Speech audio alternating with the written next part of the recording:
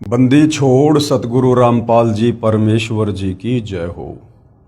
परम पिता परमात्मा सारी सृष्टि के रचनहार कुल मालिक असंख्य ब्रह्मांडों के स्वामी जगत गुरु तीनों लोकों में प्रवेश करके सबका धारण पोषण करने वाले राजाधिराज आत्माधार नाथों के नाथ देवों के देव महादेव सर्वेश्वर महेश्वर मृत्युंजय अजरो अमर आदि अनादि सनातनी प्रभु जगत पिता जगदीश्वर श्री श्री 1008 की उपाधि के वास्तविक अधिकारी अकाल मूर्त शब्द स्वरूपी राम वासुदेव सर्वगतम ब्रह्म परम पूज्य प्रथम पूज्य परम संत परम पुरुष परम धनी परम दयालु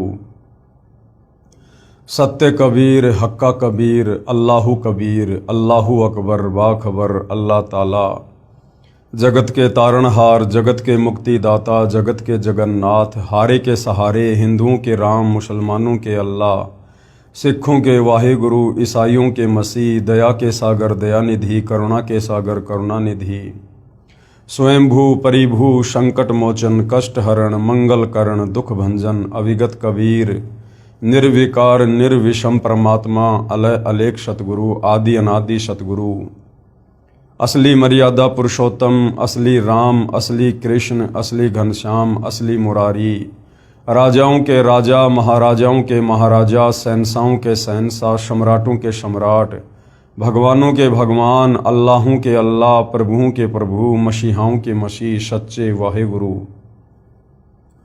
बाबाओं के बाबा पीरों के पीर सेठों के सेठ जगत सेठ सावड़सा सेठ सर्वगुण संपन्न अनंत कोटि कलाओं के स्वामी अनंत कोटि ब्रह्मांडों के नायक योगियों में महायोगी ध्यानियों में महाध्यानी सिद्धों में परम सिद्ध ज्ञानियों में तत्व ज्ञानी ब्रह्म ज्ञानी महाज्ञानी परम ज्ञानी सर्वश्रेष्ठ ज्ञानी विज्ञानी युवा कबीर समर्थ कबीर असमवात अमित ओजा सच्चे रहनुमा करीम अल्लाह सुभान अल्लाह दुनिया के अंतिम पैगंबर 8 सितंबर 1951 से गांव धनाना जिला सोनीपत हरियाणा भारतवर्ष की पावन भूमि पे प्रकट रियल कल की भगवान श्री नारायण साकार हरि श्री बाबा साहेब नूर अनंत परमात्मा सच्चे दरवेश सच्चे बाखबर संत शिरोमणि सतगुरु रामपाल जी परमेश्वर जी के चरण कमल में आप और हम सभी भाई बहनों का अनंत कोटि दंडवत प्रणाम। सत्साई भाई और बहनों, बहुत बड़ी दया बहुत बड़ी मेहर पूज्य गुरुदेव भगवान की परमेश्वर रामपाल जी की जिनके शुभ आशीर्वाद से विशेष आशीर्वाद से उनके सत्संगों का संग्रह रूपी अमृत वचन रूपी पुस्तक ज्ञान गंगा के ऊपर वीडियो बनाने की श्रृंखला जारी है। इसी श्रृंखला में आज हमारा ये 24वें नंबर का वीडियो है और इस पवित्र पुस्तक के प्रत्येक वीडियो से हमें शास्त्र अनुकूल साधना और शत भक्ति मार्ग के विषय में वो सब कुछ जानने और समझने को उपलब्ध हो रहा है जो सदियों से हम नहीं जान पा रहे थे। हमारे नादान तत्व ज्ञानहीन धर्म गुरु हमें इन धर्म शास्त्रों का निष्कर्ष निकाल कर नहीं समझा पा रहे थे। तो भाई और बहनों, इस पवित्र पुस्तक ज्ञान गंगा को पढ़ने से आपकी 101 पीढ़ी का उद्धार होगा, अर्थात उनको मोक्ष मार्ग मिलेगा।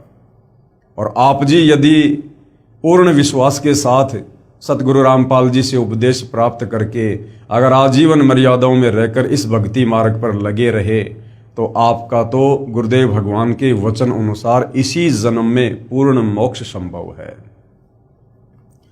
तो भाई और बहनों, ये पवित्र पुस्तक ज्ञान गंगा बहुत ही महत्वपूर्ण पुस्तक है और आप और हमें जो ये मनुष्य जन्म परमपिता परमेश्वर जी ने दिया है, इस मनुष्य जन्म को यदि हमने सार्थक करना है, इससे यदि हमने मोक्ष प्राप्त करना है तो हमने सतगुरु रामपाल जी के सत्संगों को सुनना ही पड़ेगा या उनके कर कमलों से लिखित पवित्र पुस्तकों का अध्ययन करना ही पड़ेगा। अन्यथा हमें सत भक्ति मार्ग इस धरती पर कहीं और प्राप्त नहीं हो सकता है। क्योंकि भाई और बहनों, सतगुरु रामपाल जी के अमृत वचन उनके द्वारा लिखी पुस्तकें जो ज्ञान उनमें समाहित है वो सर्व धर्मों के सर्व धर्म शास्त्रों से प्रमाणित है। अर्थात इस मन को ना नुकर करने की कहीं कोई गुंजाइश नहीं रह जाएगी जिस समय आप सतगुरु रामपाल जी के ज्ञान को अच्छे से समझ लेंगे। तो भाई और बहनों, इस ज्ञान को अच्छे से समझने के लिए हमने सत्संग तो सुनने ही हैं, साथ में हमने सृष्टि रचना का ज्ञान भी बहुत आवश्यक है। सृष्टि रचना भक्ति मार्ग की मास्टर की है। सृष्टि रचना को समझे बिना हम अध्यात्म को नहीं समझ पाएंगे, सतगुरु रामपाल जी के द्वारा दिए गए अमृत ज्ञान को भी नहीं समा पाएंगे अपने हृदय में, और ना अपने दिलो दिमाग में हम इस अमृत ज्ञान को शत ज्ञान के रूप में बैठा पाएंगे। तो सृष्टि रचना का भक्ति मार्ग पर लगने से पहले समझना बहुत ही जरूरी है, और यह कंप्लीट शास्त्र प्रमाणित यथार्थ सृष्टि रचना आपको सिर्फ और सिर्फ सतगुरु रामपाल जी के पास मिलेगी। तो जब भी आप YouTube पर सतगुरु रामपाल जी के सत्संग सुनना शुरू करें तो सबसे पहले सृष्टि रचना को अवश्य सुनिएगा, या उनके द्वारा लिखित पुस्तकों में भी सृष्टि रचना का जिक्र अवश्य होता है। आप पहले सृष्टि रचना को समझें, उसके बाद फिर सतगुरु रामपाल जी के सत्संग आगे सुने, तब आप इस अध्यात्म को समझ पाएंगे। तो भाई और बहनों, आज इस पवित्र पुस्तक ज्ञान गंगा पर हमारा 24वें नंबर का वीडियो है। हमने अभी तक इस पवित्र पुस्तक से अध्यात्म के विषय में बहुत कुछ जाना है, समझा है। किस प्रकार से हम पहले सतलोक में रहा करते थे, सर्व सुख वहां पर हम कबीर परमेश्वर जी के आशीर्वाद से मुफ्त में भोगा करते थे। फिर कैसे हम इस ज्योति निरंजन यानी काल के ऊपर आसक्त हुए और पतिव्रता धर्म से नीचे गिरे, और कबीर परमेश्वर जी ने हम सभी आत्माओं को इस काल के साथ यहाँ 21 ब्रह्मांडों में भेज दिया, और यहाँ आकर हम केवल अपना कर्म दंड ही भोग रहे हैं। यानी सतलोक में हमने जो गलती की थी, हम यहाँ काल के 21 ब्रह्मांडों में राजा महाराजा बनकर, देवता बनकर, आम व्यक्ति बनकर, लक 84 में गधे कुत्ते शुअर बनकर, नरक में असहनीय पीड़ाओं का सामना करके, तपतशिला पर कष्ट सहन करके, जन्म और मृत्यु के चक्कर में असहनीय पीड़ाओं का सामना करते हुए हम केवल अपने कर्मों का दंड भोग रहे हैं। सतलोक में हमने जो गलती की थी, हम उसकी सजा काट रहे हैं। तो भाई और बहनों, अब वो समय आ गया है, यदि हम चाहें तो अपनी उस महानादानी के चलते जो सजा आज हम यहाँ पर भोग रहे हैं, हम इस सजा को कम करवा सकते हैं। क्योंकि आज स्वयं कबीर परमेश्वर जी सतलोक से चलकर सतगुरु रामपाल जी के नाम से धरती पर प्रकट हैं। आज वे हमारी उन तमाम नादानियों को, हमारी गलतियों को क्षमा करने के लिए आए हैं। कहते हैं, जो मैं पूत कपूत हूँ बहुर पिता को लाज। बेटा बेटी चाहे कितनी बड़ी गलती क्यों ना कर दे, लेकिन माता पिता फिर भी उन्हें माफ कर देते हैं, अपने बच्चों की गलतियों को हृदय पर नहीं लेते हैं।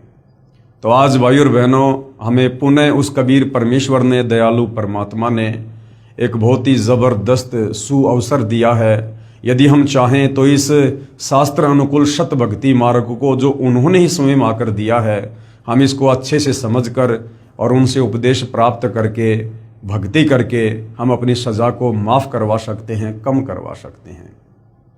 लेकिन परमात्मा कहते हैं, सकल पदार्थ है जग माही, भाग बिना नर पावत नाही। इस कबीर परमेश्वर सतगुरु रामपाल जी की शरण में आना भी अपने संस्कार के ऊपर है, अपने भाग के ऊपर है। तो भाई और बहनों, चारों युगों में कबीर परमेश्वर जी आते हैं और हम आत्माओं को यही ज्ञान सुनाते हैं, यही ज्ञान समझाते हैं जो वे आज सतगुरु रामपाल जी के नाम से प्रकट होकर हमें सुना रहे हैं, हमें बता रहे हैं। और इस सतज्ञान को सर्व धर्मों के सर्व धर्मशास्त्रों ने भी प्रमाणित किया है। और सतगुरु रामपाल जी पूर्ण संत हैं, तत्वदर्शी संत हैं। उनके अलावा संसार में कोई कथा करने का अधिकारी नहीं, कोई गुरु पद प्राप्त करके आगे दीक्षा देने का अधिकारी नहीं, कोई किसी का मोक्ष करवाना उनके अलावा संभव नहीं। और भाई और बहनों, हमारे धर्मशास्त्रों में पूर्ण संत की पूर्ण पहचान है, वो भी सतगुरु रामपाल जी ने हमें वेद और गीता से बताई है, समझाई है।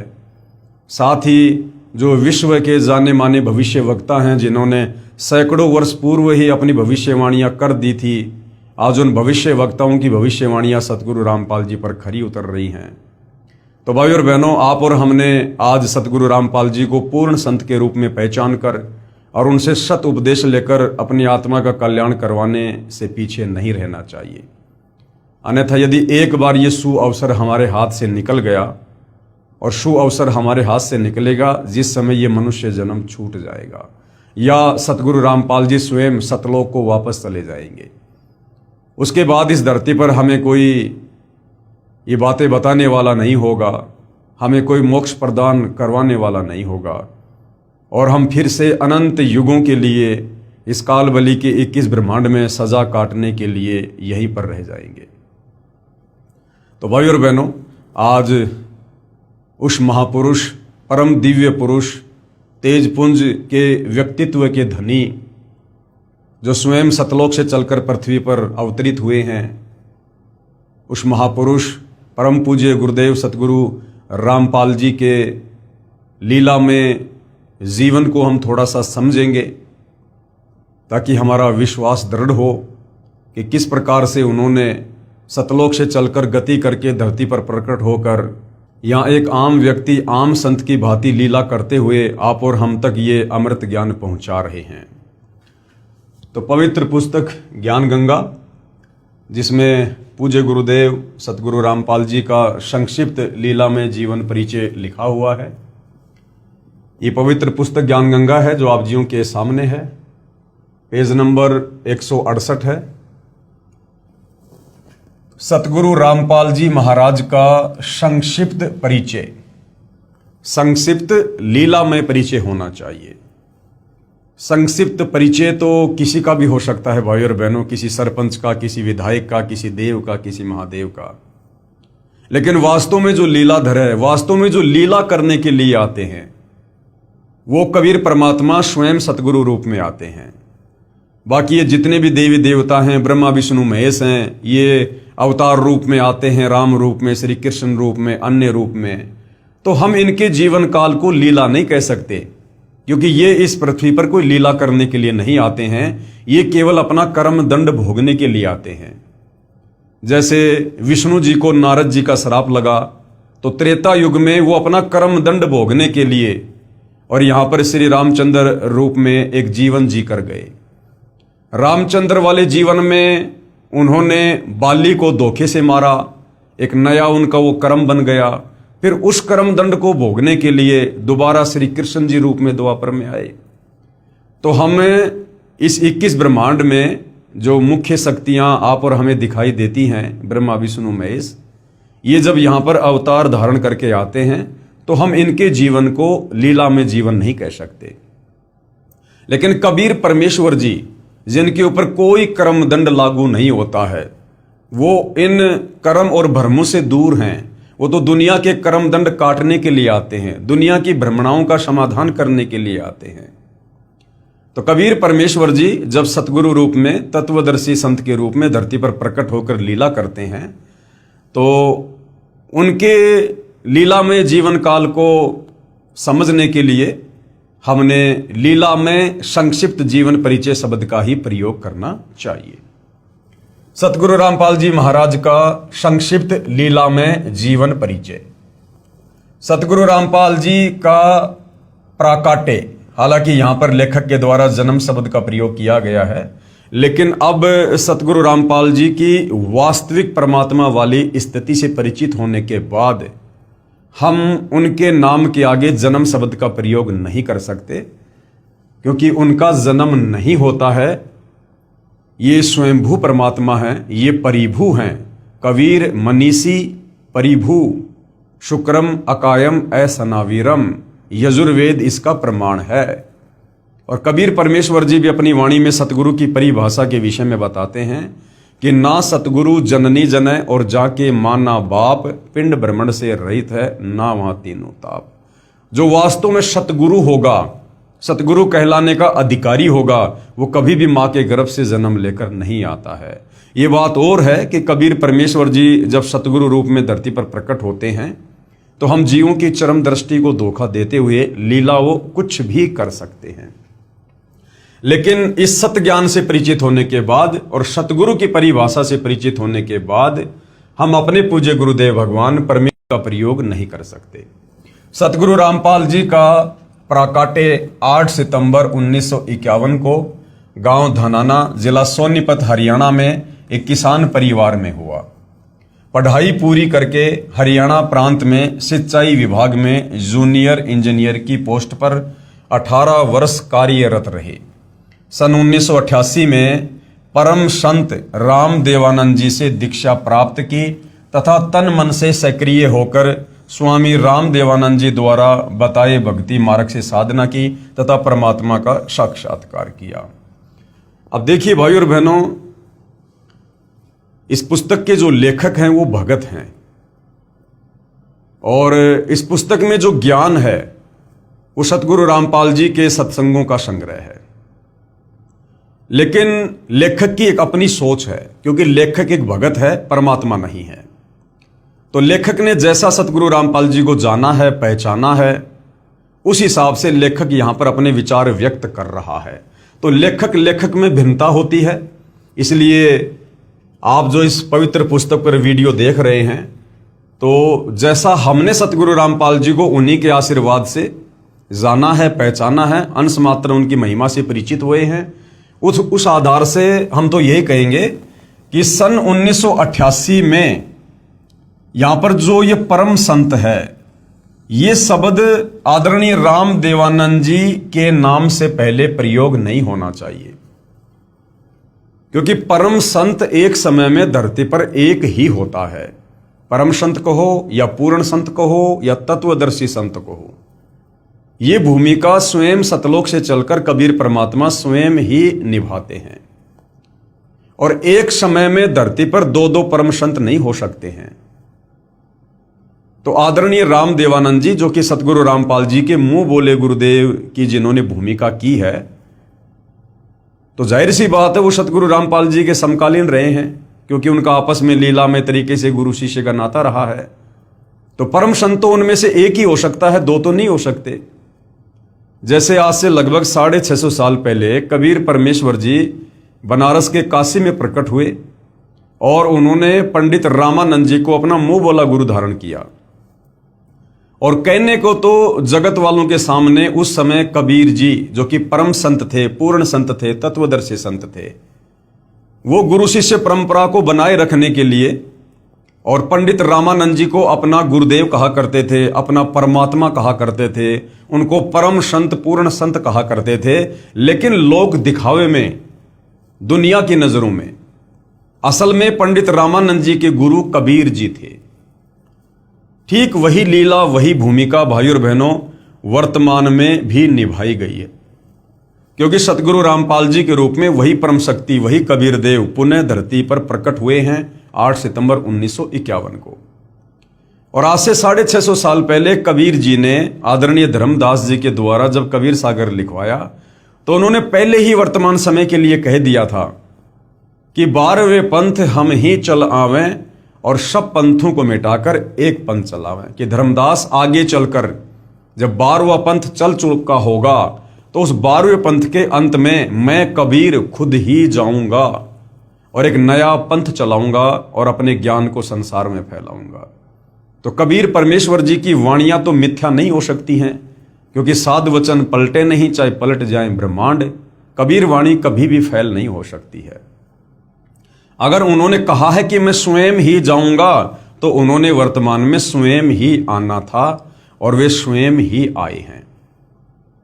12वें पंथ के अंतिम गुरु आदरणीय राम देवानंद जी थे और 12वें पंथ में ही कबीर परमेश्वर जी ने आना था अपनी वाणी के अनुसार कि 12वें पंथ हम ही चल आवें।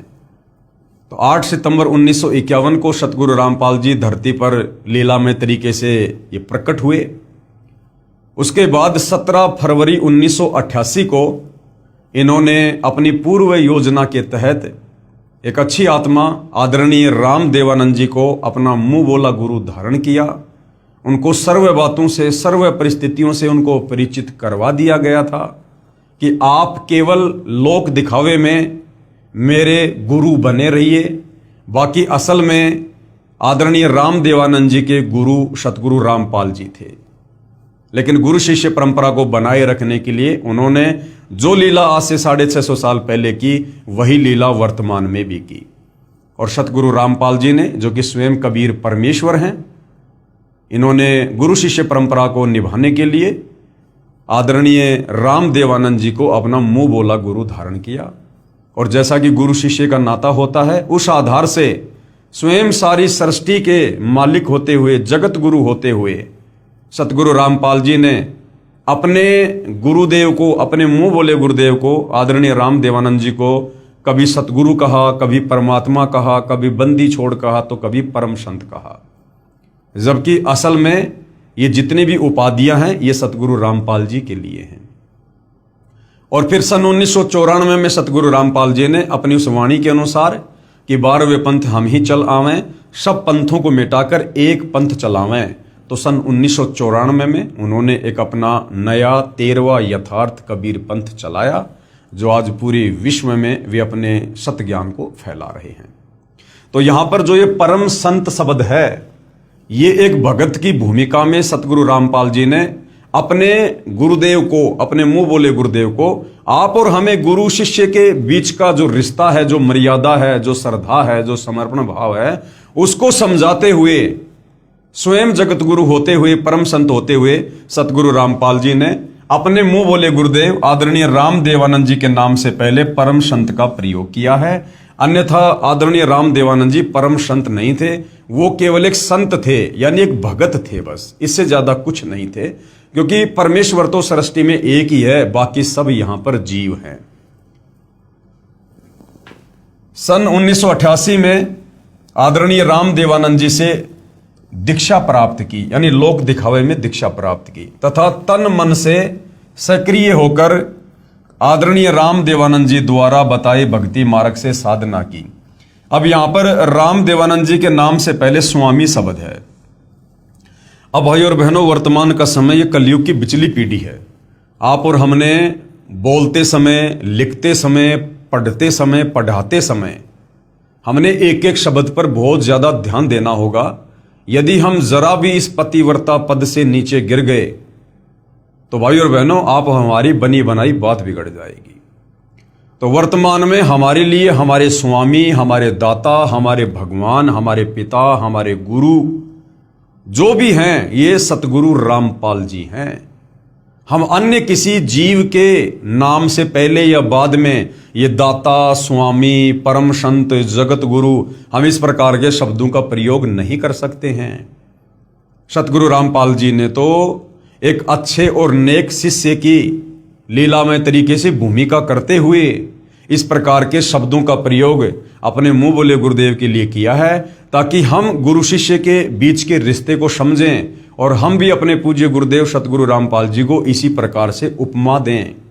तो आप और हमें गुरु की महिमा समझाने के लिए उन्होंने एक अच्छे शिष्य की भूमिका की है, और उस भूमिका के तहत उन्होंने आदरणीय राम देवानंद जी के नाम से कभी परम संत लगाया, कभी स्वामी शब्द लगाया, तथा तन मन से सक्रिय होकर आदरणीय राम देवानंद जी द्वारा बताए भक्ति मार्ग से साधना की तथा परमात्मा का साक्षात्कार किया। अब सतगुरु रामपाल जी तो स्वयं ही परमात्मा हैं, भला परमात्मा अपना क्या साक्षात्कार करेंगे? तो ये भी एक प्रकार से सारा का सारा लीलामय खेल है। सतगुरु रामपाल जी को कोई परमेश्वर का साक्षात करने की आवश्यकता नहीं है, क्योंकि ये स्वयं ही परमात्मा है।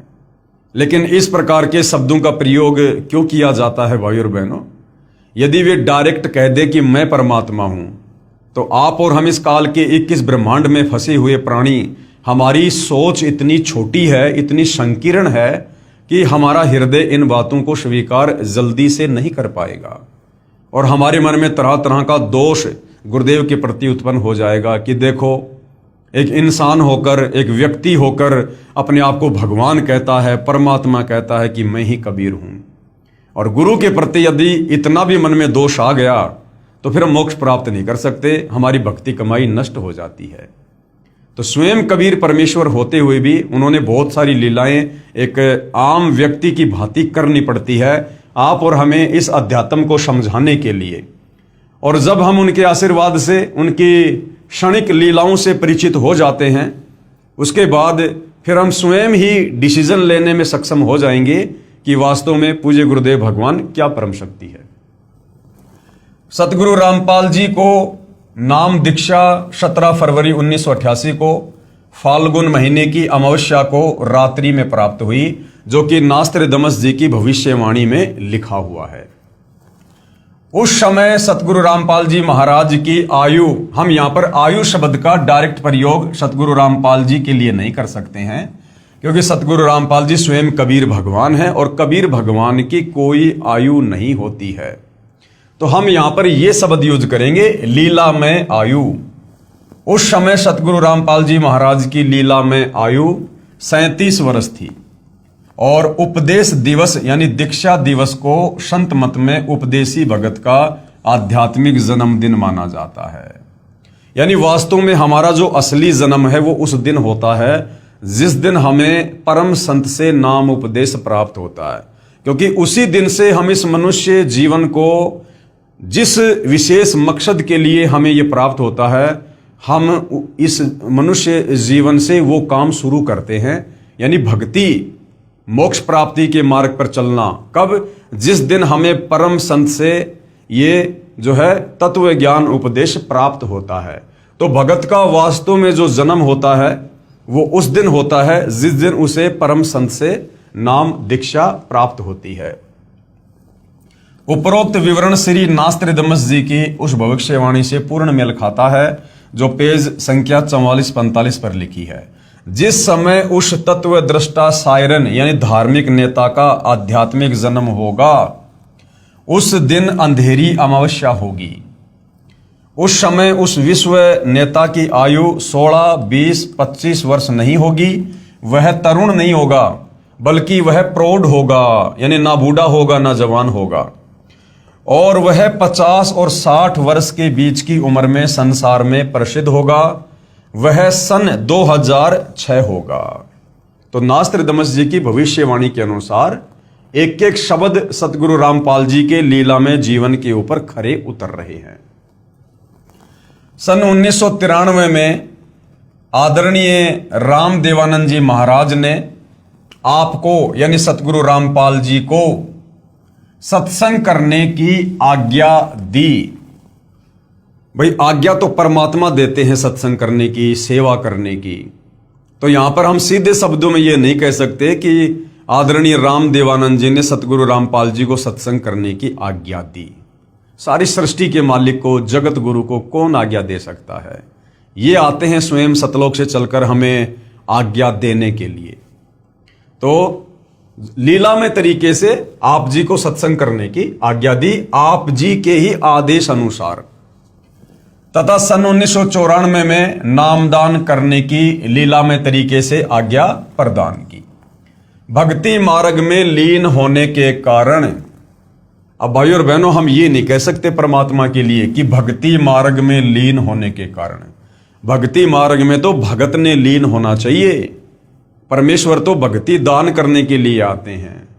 तो यहां पर यह लिखना चाहिए कि संसार को सत भक्ति मार्ग देने में लीन होने के कारण जेई की पोस्ट से त्याग पत्र दे दिया। यानी सतगुरु रामपाल जी ने, जैसा कि इस काल के लोग की व्यवस्था है, कोई नौकरी करता है, कोई मजदूरी करता है, उस आधार से इन्होंने भूमिका करते हुए और जूनियर इंजीनियर की छोटी सी नौकरी भी अपने भरण पोषण के लिए जो है वो करके दिखाई। जेई की पोस्ट से त्यागपत्र दे दिया, जो हरियाणा सरकार द्वारा 16/5 सन 2000 को पत्र नंबर 3492-3500 डेट 16/5/2000 के तहत स्वीकृत है। सन 1994 से 1998 तक सतगुरु रामपाल जी महाराज ने घर घर, गांव गांव, नगर नगर में जाकर सत्संग किया। आदरणीय गरीबदास जी के सदग्रंथ साहिब को आधार बनाकर, यानी 5वें वेद सूक्ष्म वेद को उन्होंने गांव गांव जाकर, नगर नगर जाकर समझाया। बहुत संख्या में अनुयायी हो गए, साथ साथ ज्ञानहीन संतों का विरोध भी बढ़ता गया। सन 1999 में गांव करोथा, जिला रोहतक, हरियाणा में सतलोक आश्रम करोथा की स्थापना की तथा 1 जून 1999 से 7 जून 1999 तक परमेश्वर कबीर जी के प्रकट दिवस पर 7 दिवसीय विशाल सत्संग का आयोजन करके आश्रम का प्रारंभ किया तथा महीने की प्रत्येक पूर्णिमा को 3 दिन का सत्संग प्रारंभ किया। दूर दूर से श्रद्धालु सत्संग सुनने आने लगे तथा तत्व ज्ञान को समझकर बहुत संख्या में अनुयायी यानी भगत बनने लगे।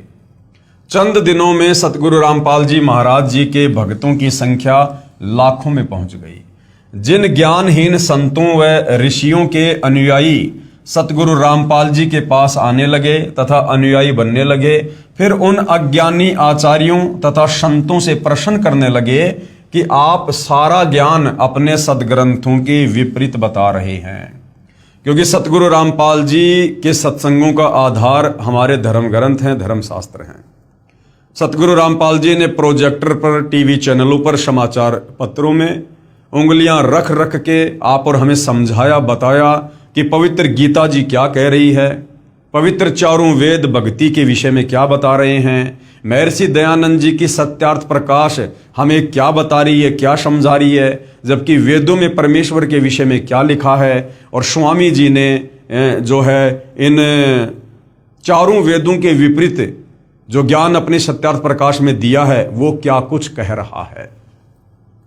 तो जब ये सत्य ज्ञान समाज में जाने लगा और बहुसंख्या में लोग उन नकली संतों को, आचार्यों को छोड़ छोड़कर सतगुरु रामपाल जी की शरण में अपनी आत्मा के कल्याण हेतु आने लगे, तो जाहिर सी बात है भाई और बहनों, उन संतों को, उन अज्ञानी धर्मगुरुओं को दर्द तो होगा ही, पीड़ा तो होगी ही, क्योंकि उनके धार्मिक धंधे पर चोट जो लग रही थी।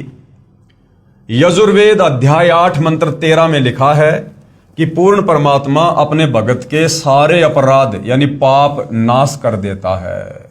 भाई परमात्मा यहां इस काल के 21 ब्रह्मांड में हमारे पाप कर्मों का नाश करने के लिए तो आते हैं, क्योंकि हम तो युगों युगों के पापी हैं, पाप कर्मों में सने हुए हैं। इस काल ने हमारे को कर्म बंधनों में बांध रखा है बुरी तरह से। कोई ठीक ठिकाने का दान धर्म या कोई सत्य साधना ये हमें नहीं करने देता, जिससे हमारे ये पुण्य नहीं बनते हैं। तो परमेश्वर सतलोक से चलकर हमारे पाप कर्मों का नाश करवाकर हमें स्वच्छ करके, स्वस्थ करके और हमें सतलोक ले जाने के लिए तो आते हैं। आपकी पुस्तक जो हमने खरीदी है उसमें लिखा है कि परमात्मा अपने भगत के पाप क्षमा नहीं कर सकता। यानी जो विशेषकर आर्य समाज से जुड़े लोग थे, जो महर्षि दयानंद जी के प्रवचनों से, उनकी पुस्तकों से काफी प्रभावित थे और सत्यार्थ प्रकाश को जब वो पढ़ा करते थे, तो सत्यार्थ प्रकाश में दयानंद जी ने लिखा है कि परमात्मा अपने भगत के, भक्ति करने वाले साधक के पाप कर्मों का नाश नहीं करता है।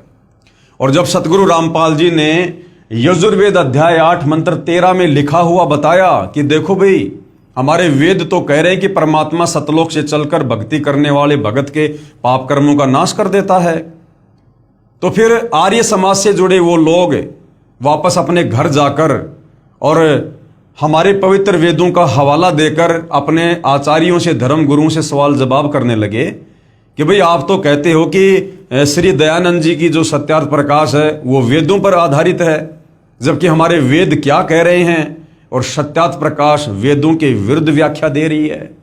तो इस प्रकार से विरोधाभास बढ़ता गया। आपकी पुस्तक जो हमने खरीदी है यानी सत्यार्थ प्रकाश, उसमें लिखा है कि परमात्मा अपने भगत के पाप क्षमा नहीं कर सकता। आपकी पुस्तक सत्यार्थ प्रकाश समोल्लास 7 में लिखा है कि सूर्य पर पृथ्वी की तरह मनुष्य तथा अन्य प्राणी निवास करते हैं, इसी प्रकार पृथ्वी की तरह सर्व वहां पर पदार्थ हैं, बाग बगीचे हैं, नदी हैं, झरने हैं, आदि आदि। क्या यह संभव है? पवित्र यजुर्वेद अध्याय 5 मंत्र 1 में लिखा है कि परमात्मा सहशरीर है, अग्ने तनु असी विष्णवे तवा सोमस्य तनु रसी। इस मंत्र में 2 बार गवाही दी है कि परमेश्वर यानी परमात्मा सहशरीर है, साकार है। उस अमर पुरुष परमात्मा का सर्व के पालन करने के लिए शरीर है, अर्थात परमात्मा जब अपने भक्तों को तत्व ज्ञान समझाने के लिए कुछ समय अतिथि रूप में इस संसार में आता है, तो अपने वास्तविक तेजोमय शरीर पर हल्के तेज पुंज का शरीर ओढ़ कर आता है। क्योंकि सतलोक में कबीर परमेश्वर के शरीर का इतना नूर है, इतना तेज है कि उनके शरीर के एक बाल में करोड़ सूर्य, करोड़ चंद्रमा, इससे भी ज्यादा रोशनी है। अब यदि वो कबीर परमात्मा अपने वास्तविक तेजोमय रूप में इस पृथ्वी पर आ भी जाए, तो हम उनको देख ही नहीं पाएंगे, क्योंकि परमेश्वर का शरीर पारदर्शी है, बहुत तेजोमय है। जिस प्रकार भाइयों और बहनों एक शीशा होता है, बहुत साफ सुथरा है, पारदर्शी है, और ये मक्खी मच्छर उसके टक्कर मारते हैं क्योंकि वो पारदर्शी है। इसी प्रकार कबीर परमेश्वर जी का जो ओरिजिनल जो तेजोमय शरीर है वो पारदर्शी है, नूरी है। अगर वो आ भी गए तो हम उनको देख नहीं पाएंगे। उसको वही साधक देख सकता है जिसकी दिव्य दृष्टि खुल जाती है, जिसको कबीर परमेश्वर जी दिव्य दृष्टि प्रदान कर देते हैं। अब जैसे भाइयों और बहनों, यहां पर भूत भी हैं, प्रेत भी हैं, पिशाच भी हैं, घूमते रहते हैं, अपनी योनि भोग रहे हैं, लेकिन वो सूक्ष्म शरीर में होते हैं, और सूक्ष्म शरीर में होने के चलते हम उनको अपनी इस चरम दृष्टि से देख नहीं सकते। हमारे आसपास बहुसंख्या में भूत पिशाच घूमते रहते हैं दिन रात, लेकिन हम अपनी चरम दृष्टि से उनके सूक्ष्म शरीर को देख नहीं सकते हैं। तो सोचिए, जब हम एक भूत पिशाच के शरीर को नहीं देख सकते तो कबीर परमेश्वर जी के शरीर की हम क्या व्याख्या करें? वे तो नूरी हैं, तेजोमय हैं। तो इस प्रकार से वेदों में लिखा है कि कबीर परमेश्वर का जो शरीर है वो मानव सदृश है, वो साकार हैं, दिखाई देते हैं, लेकिन वो भक्ति विधि अलग है, जिस भक्ति विधि से हम उनको देख सकते हैं, हम उनके दर्शन कर सकते हैं। और महर्षि दयानंद जी ने अपनी सत्यार्थ प्रकाश में लिखा है कि परमात्मा निराकार है, परमात्मा का साक्षात्कार नहीं किया जा सकता। तो कबीर परमेश्वर जब सतलोक से यहां पर आते हैं तो अपने तेज पुंज वाले शरीर को अपनी शक्ति से हल्का करके, अपने नूर को, अपनी चमक को, अपनी तेज को हल्का करके, और यहां पर एक आम व्यक्ति की भांति यहां पर लीला करते हैं, ताकि हम उनको देख सकें, उनसे बात कर सकें, और हम उनके तत्व ज्ञान को समझकर अपनी आत्मा का कल्याण करवा सकें। भक्तों को तत्व ज्ञान समझाने के लिए कुछ समय अतिथि रूप में इस संसार में आता है, तो अपने वास्तविक तेजोमय शरीर पर हल्के तेज पुंज का शरीर ओढ़ कर आता है। इसलिए उपरोक्त मंत्र में 2 बार प्रमाण दिया है।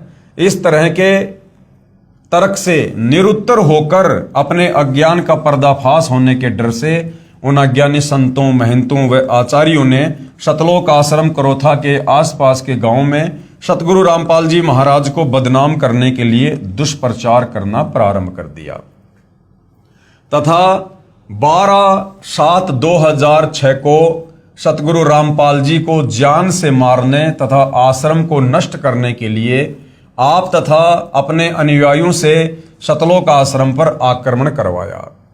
पुलिस ने रोकने की कोशिश की, जिस कारण से कुछ उपद्रवकारी चोटिल हो गए। सरकार ने सतलोक आश्रम को अपने अधीन कर लिया तथा सतगुरु रामपाल जी महाराज व कुछ अनुयायियों पर झूठा केस बनाकर जेल में डाल दिया। इस प्रकार 2006 में सतगुरु रामपाल जी महाराज विख्यात हुए। यानी नास्त्रदमस जी की भविष्यवाणी के अनुसार कि वो शायरन, वो धार्मिक नेता सन 2006 के आते आते वो जो है विख्यात होगा। तो बरवाला कांड जब हुआ था तो सतगुरु रामपाल जी विशेषकर हरियाणा और भारतवर्ष में जो है काफी जो है विख्यात हुए। भले ही अनजानों ने झूठे आरोप लगाकर संत को प्रसिद्ध किया, परंतु संत निर्दोष है। प्रिय पाठकों, नास्त्रदमस की भविष्यवाणी को पढ़कर सोचेंगे कि सतगुरु रामपाल जी को इतना बदनाम कर दिया है, कैसे संभव होगा कि विश्व को ज्ञान प्रचार करेगा। उनसे प्रार्थना है कि परमात्मा पल में परिस्थिति बदल सकता है। साहिब से सब होत है, बंदे से कुछ नहीं। वो राई से पर्वत करे और फिर पर्वत से राई। परमात्मा पल भर में कुछ भी कर सकते हैं। साहिब से सब होत है, बंदे से कुछ नहीं। वो राई से पर्वत करे, पर्वत से फिर राई। यानी परिस्थितियों को वो कैसे भी और किसी प्रकार से तब्दील कर सकते हैं, ये उनके सामर्थ्य में है। परमेश्वर कबीर जी अपने बच्चों के उद्धार के लिए शीघ्र ही समाज को तत्व ज्ञान द्वारा वास्तविकता से परिचित करवाएंगे, अर्थात अब करवा दिया है। पूरा विश्व सतगुरु रामपाल जी महाराज के ज्ञान का लोहा मानेगा। सतगुरु रामपाल जी महाराज सन 2003 से अखबारों व टीवी चैनलों के माध्यम से सत्य ज्ञान का प्रचार कर अन्य धर्मगुरुओं से कह रहे हैं कि आपका ज्ञान शास्त्र विरुद्ध, अर्थात आप भगत समाज को शास्त्र रहित पूजा करवा रहे हैं और दोषी बन रहे हैं। यदि मैं गलत कह रहा हूं तो इसका जवाब दो।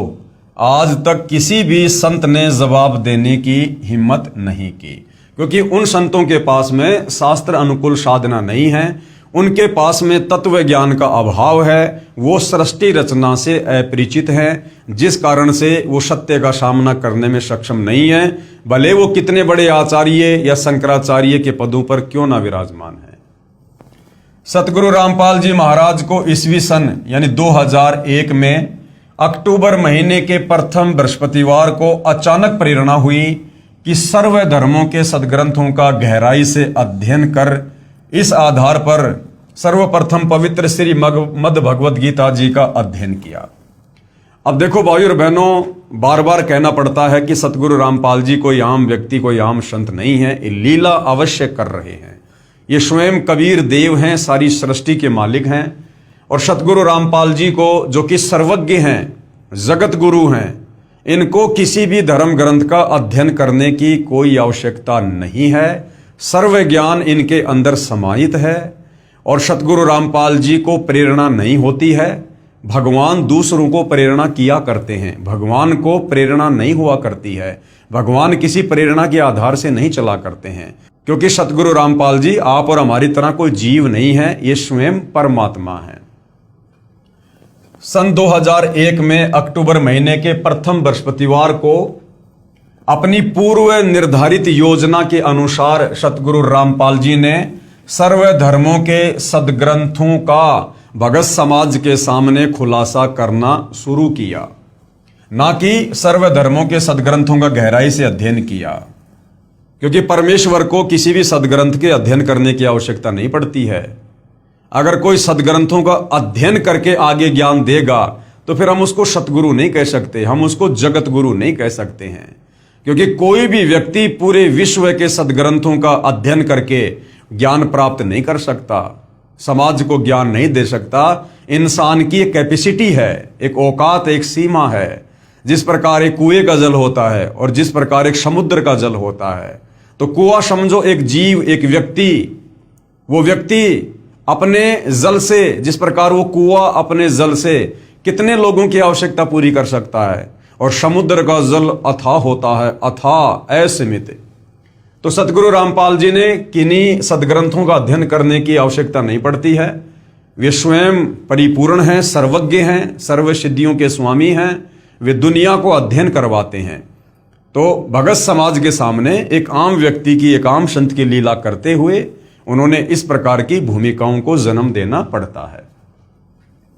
इस आधार पर सर्वप्रथम पवित्र श्री मद भगवत गीता जी का अध्ययन किया तथा पुस्तक गहरी नजर गीता में रचना की, तथा उसी आधार पर सर्वप्रथम राजस्थान प्रांत के जोधपुर शहर में मार्च 2002 में सत्संग प्रारंभ किया।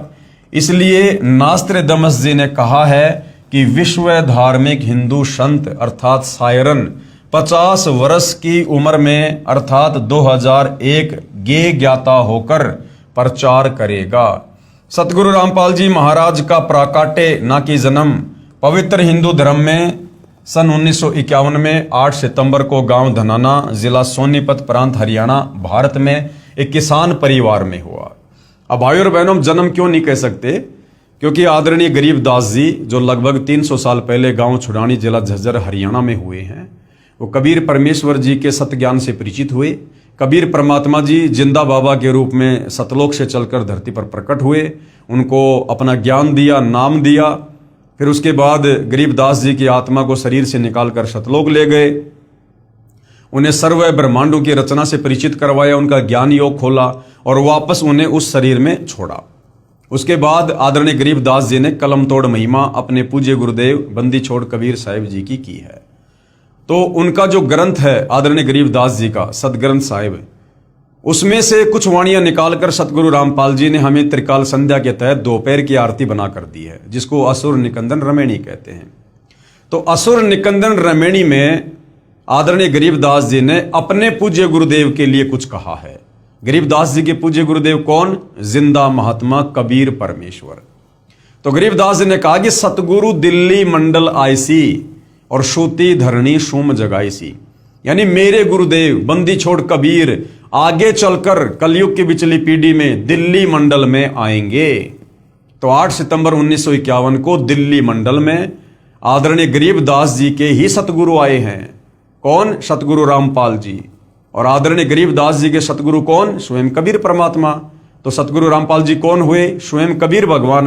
अब कबीर भगवान फिर जन्म लेकर नहीं आएगा, वो प्रकट ही होता है। इस प्रकार सन 2001 में सतगुरु रामपाल जी महाराज की लीला में आयु 50 वर्ष बनती है।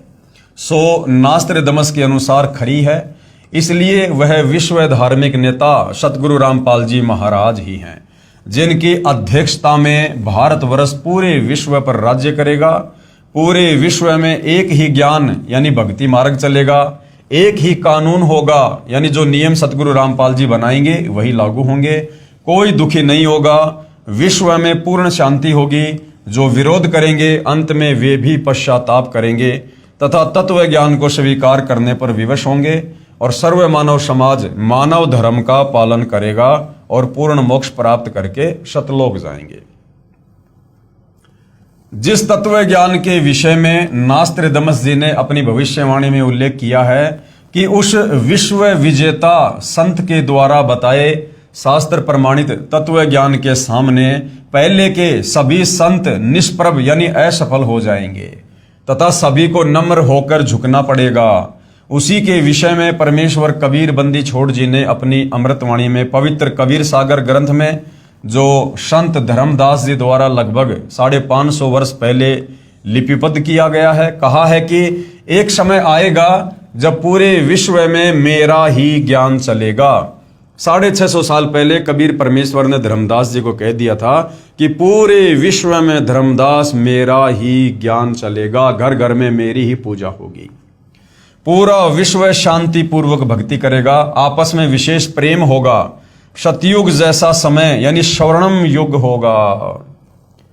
परमेश्वर कबीर बंदी छोड़ द्वारा बताए ज्ञान को सतगुरु रामपाल जी महाराज ने समझा है, जबकि भाई और बहनों सतगुरु रामपाल जी स्वयं कबीर भगवान हैं, कबीर परमात्मा हैं।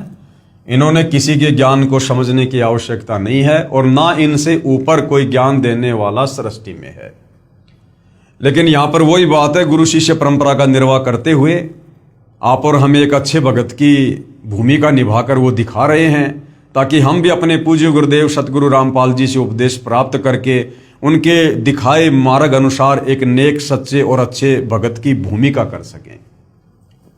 इसी ज्ञान के विषय में कबीर साहिब जी ने अपनी वाणी में कहा है कि कबीर और ज्ञान सब ज्ञानड़ी और कबीर ज्ञान सो ज्ञान, और जैसे गोला तोप का करता चले मैदान। और ज्ञान सब ज्ञानड़ी, बाकी जितने भी धर्मगुरु हैं, आचार्य शंकराचार्य हैं, उनका जो ज्ञान है वो बहुत ही क्षणिक है, वो क्षेत्रीय ज्ञान है, बहुत सीमित है, आत्म कल्याण वाला भी नहीं है, उनको आत्म ज्ञान भी नहीं है, परमात्म ज्ञान तो बहुत दूर की बात है। और कबीर परमेश्वर जी का जो ज्ञान है वो वास्तविक तत्व ज्ञान है, सर्वोपरि है।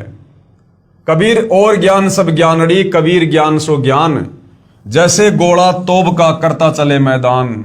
जिस प्रकार लड़ाई के मैदान में तोप छोड़ दी जाती थी तो जहां तक वो तोप का गोला जाता था मैदान को बिल्कुल सफाचट करता हुआ जाता था, जो भी उसके सामने आ जाता था। तो कबीर परमेश्वर जी का तत्व ज्ञान तोप के गोले की तरह है, इसके सामने इन नकली धर्म गुरुओं का ये छोटा मोटा अज्ञान टिक नहीं पाएगा। भावार्थ है कि यह तत्व ज्ञान इतना प्रबल है कि इसके समक्ष अन्य संतों व ऋषियों का ज्ञान टिक नहीं पाएगा। जैसे तोप यंत्र का गोला जहां भी गिरता है वहां पर सर्व किलों तक को ढहाकर साफ मैदान बना देता है। यही प्रमाण संत गरीबदास जी छुडानी जिला झज्जर हरियाणा वाले ने दिया है कि सतगुरु यानी तत्वदर्शी संत परमेश्वर कबीर बंदी छोड़कर भेजा हुआ दिल्ली मंडल में आएगा। अब भाई और बहनों, इस विषय को बहुत ही ध्यानपूर्वक समझने की आवश्यकता है। देखो, यदि हमने वर्तमान कलयुग की बिचली पीढ़ी में, इस भक्ति युग में, अगर अपने पूज्य गुरुदेव सतगुरु रामपाल जी को यदि हमने एक मात्र संत की परिभाषा में ले लिया या किसी कबीर भगवान के द्वारा भेजा गया कोई अवतार मान लिया या कबीर जी के द्वारा भेजा गया कोई संदेशवाहक या उनका दास या उनके दरबार का कोई नौकर या सतलोक से भेजी गई कोई आत्मा यदि हमने मान लिया, तो हम भाई और बहनों इनकी शरण में आकर बहुत संघर्ष करके, बहुत भक्ति करके, दान पुण्य करके भी हम यहां से मुक्ति प्राप्त नहीं कर पाएंगे। क्योंकि गुरु को परमेश्वर के अलावा, परमात्मा के अलावा यदि हमने अन्य किसी भी परिभाषा में रखा और हम भक्ति भी करते रहे, यानी हम उनको मानुष मानते रहे और भगवान उनके अलावा किसी और को मानते रहे, तो हम यहां से मुक्त नहीं हो सकते। ये हमारी बहुत बड़ी कमजोरी हो जाएगी। हमने गुरु को जानना है, पहचानना है, उनसे प्रार्थना कर करके, उनके आगे दंडवत करके, रो रो के, ज्ञान योग की भीख मांग मांग के, तब परमेश्वर दया करेंगे। वो दया ही करने आते हैं, हमारे से अपनी पहचान ही करवाने आते हैं, यदि वास्तव में हम मोक्ष चाहते हैं तो यहां पर आपको दो तरह की बातें देखने को मिलेंगी और दोनों बातें हमने समझने की भी आवश्यकता है। यही प्रमाण सतगुरु गरीबदास जी छुडानी जिला झज्जर हरियाणा वाले ने दिया है कि सतगुरु यानी तत्वदर्शी संत, सतगुरु को उन्होंने कोष्टक में क्या लिखा है कि सतगुरु कौन होता है? सतगुरु होता है तत्वदर्शी संत। परमेश्वर कबीर बंदी छोड़कर भेजा हुआ दिल्ली मंडल में आएगा।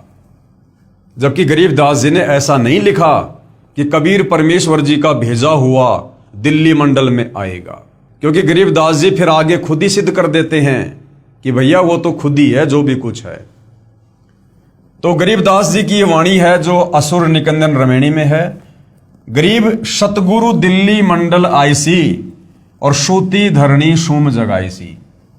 आदरणीय गरीबदास जी ने साफ साफ लिखा है कि सतगुरु दिल्ली मंडल आईसी, कि मेरे सतगुरु जिंदा बाबा कबीर साहिब आगे चलकर दिल्ली मंडल में आएंगे। यहां पर यह नहीं लिखा कि मेरे सतगुरु कबीर जी सतलोक से किसी आत्मा को आगे चलकर सतगुरु रामपाल जी के रूप में 8 सितंबर 1951 को दिल्ली मंडल में भेजेंगे। गरीबदास जी ने जो क्लियर करना था, जो स्पष्ट करना था, वो कर दिया। सतगुरु दिल्ली मंडल आईसी। अब गरीबदास जी के सतगुरु हैं कबीर जी, और गरीबदास जी कह रहे हैं कि मेरे सतगुरु कबीर जी आगे चलकर दिल्ली मंडल में आएंगे। और दिल्ली मंडल में भाई और बहनों कौन आए हैं? सतगुरु रामपाल जी आए हैं। क्योंकि फिर वो क्या करेंगे? सूती धरणी सूम जगाईसी। सूती धरणी यानी जिस धरती ने भगत पैदा करने छोड़ दिए, जिस धरती पर कंजूस लोग पैदा हो चुके हैं दिल्ली मंडल में, सतगुरु आकर उनको भक्ति देकर, तत्व ज्ञान देकर जगाएगा, फिर से भक्ति पर लगाएगा, उनको दान धर्म जो है करना सिखाएगा, उनको दानी बनाएगा। तो यहां पर गरीबदास जी ने यह नहीं कहा कि कोई आत्मा आएगी या कबीर जी किसी को भेजेंगे। साफ साफ लिखा है सतगुरु दिल्ली मंडल आईसी और सूती धरणी सूम जगाईसी। परमात्मा की भक्ति बिना कंजूस हो गए व्यक्तियों को जगाएगा। गांव धनाना जिला सोनीपत पहले दिल्ली शासित क्षेत्र में पड़ता था, इसलिए संत गरीबदास जी महाराज ने कहा है कि सतगुरु यानी वास्तविक ज्ञान जानने वाला संत, और वास्तविक ज्ञान जानने वाला संत सतगुरु धरती पर केवल कबीर परमात्मा ही हो सकते हैं, दूसरे नहीं। इसलिए संत गरीबदास जी महाराज ने कहा है कि सतगुरु यानी वास्तविक ज्ञान जानने वाला संत अर्थात तत्व दृष्टा संत दिल्ली मंडल में आएगा। अब तत्व दृष्टा संत यदि दिल्ली मंडल में आएगा तो तत्व दृष्टा संत तो स्वयं कबीर भगवान ही होते हैं, दूसरा और कोई नहीं होता। अब आगे क्या लिखा भाई और बहनों, हमने इस वाणी को समझने की आवश्यकता है। साहेब कबीर तकत खवासा और दिल्ली मंडल लीजे वासा। भावार्थ है कि परमेश्वर कबीर बंदी छोड़ के तकत यानी दरबार का खास नौकर अर्थात परमेश्वर का नुमाइंदा प्रतिनिधि दिल्ली मंडल में वास करेगा, अर्थात वहां उत्पन्न होगा। अब भाई और बहनों, ये बहुत ही अध्यात्म की गहराई वाली बातें हैं। जब कबीर परमात्मा धरती पर आते हैं तो कुछ आत्माओं पर मालिक विशेष रहम करते हैं, रजा करते हैं, मेहर करते हैं। जो उन्हीं की तरह उनके सत्ज्ञान का आगे प्रचार करते हैं। तो यहां पर उन आत्माओं के विषय में ये जो वाणी है ये लिखी हुई है, ना कि ये कबीर परमात्मा जी के विषय में लिखी हुई है। क्योंकि गरीबदास जी अपने कबीर भगवान की समर्थता से भली भांति परिचित हैं और इसीलिए उन्होंने साफ साफ कह दिया यहां पर कि सतगुरु दिल्ली मंडल आए सी, सोती धरनी सोम जगाई सी। आदरणीय गरीबदास जी जो स्वयं अपनी आंखों से सतलोक देख चुके थे, परमात्मा की समर्थता और महिमा से परिचित हो चुके थे, वो कभी भी ये नहीं कह सकते कि वो कबीर परमात्मा उत्पन्न होगा या वो जन्म लेगा। आदरणीय गरीबदास जी को भली भांति पता है सृष्टि रचना का कि सतलोक से परमात्मा किसी भी आत्मा को या अपने किसी भी नौकर को यहां धरती पर तत्व ज्ञान प्रचार के लिए नहीं भेजते हैं। क्योंकि सृष्टि रचना में आप और हमें पता चल चुका है कि सतलोक में सृष्टि रचना की शुरुआत से पहले ही हम जीव आत्माओं को अपनी औकात याद दिलाने के लिए कबीर परमेश्वर ने सर्वप्रथम अपने 12वें नंबर के पुत्र अचिंत से कहा था कि बेटा मैं तुम्हें शब्द शक्ति प्रदान करता हूं, तुम सतलोक में कुछ रचना करो। वो अचिंत परमात्मा से शब्द शक्ति प्राप्त करके, शक्ति प्राप्त करके वो सतलोक में सृष्टि की रचना भी नहीं कर पाया। तो सोचो भाई और बहनों, फिर अन्य आत्माओं की क्या औकात, क्या बिशात, जो सतलोक से और इस काल लोक में युगों युगों से अज्ञानता की गहरी निंद्रा में सोई पड़ी आप और हम आत्माओं को जगाकर वापस सतलोक ले जाएंगे। तो भाई और बहनों, यहां पर दो बातें हैं। यहां पर कबीर परमेश्वर कुछ आत्माओं पर विशेष दया करते हैं, मेहर करते हैं, अपने अध्यात्म को समझाते हैं। और दूसरा फिर कबीर परमेश्वर ने इसी वाणी में आगे बोल रखा है कि सतगुरु दिल्ली मंडल आईसी, सूती धरनी सूम जगाईसी, और काग भूषण छत्तर के आगे गंधर्व करत चलत है रागे। तो काग भूषण जैसी जो पुण्यात्मा है वो भी जब सतगुरु दिल्ली मंडल में आते हैं तो उसके बाद परमेश्वर उस काग भूषण वाली आत्मा को भी जो है यहां पर उत्पन्न करते हैं और वो आत्मा फिर आगे चलकर सतगुरु के मिशन में सहयोगी बनती है। तो यहां पर आत्मा के लिए इस प्रकार के शब्दों का प्रयोग होता है, उत्पन्न होगा। और रही बात भाई और बहनों, क्योंकि महापुरुष ने कोई वाणी लिखी है तो बहुत सोच समझ के लिखी होती है। तो गरीबदास जी जो वाणी यहां पर लिख रहे हैं कि साहिब कबीर तकत खवासा और दिल्ली मंडल लीजे वासा, यानी सतगुरु परमेश्वर कबीर जी के दरबार का खास नौकर अर्थात परमेश्वर का नुमाइंदा प्रतिनिधि दिल्ली मंडल में वास करेगा, अर्थात वहां उत्पन्न होगा। तो भाई और बहनों, अपने खास नौकर की भूमिका भी कबीर परमात्मा खुद ही करते हैं। जैसे आप और हमें पता होगा, जब इब्राहिम सुल्तान के पास कबीर परमात्मा गए तो तीसरी बार जब वो गए तो बांदी का रूप बनाकर गए। तीसरा रूप उन्होंने बांदी का, बांदी यानी नौकर, खवास। वाणी आती है तीजा रूप खवास का धारा, तीजा रूप खवास का धारा, वहां फूलों सेज बिछाना, भाई शब्द शब्द बखाना। तीजा रूप खवास का धारा, खवास यानी नौकर। तो कबीर परमात्मा ने खुद ही बांदी का यानी खवास का, नौकर का रूप धारण किया इब्राहिम को ज्ञान समझाने के लिए।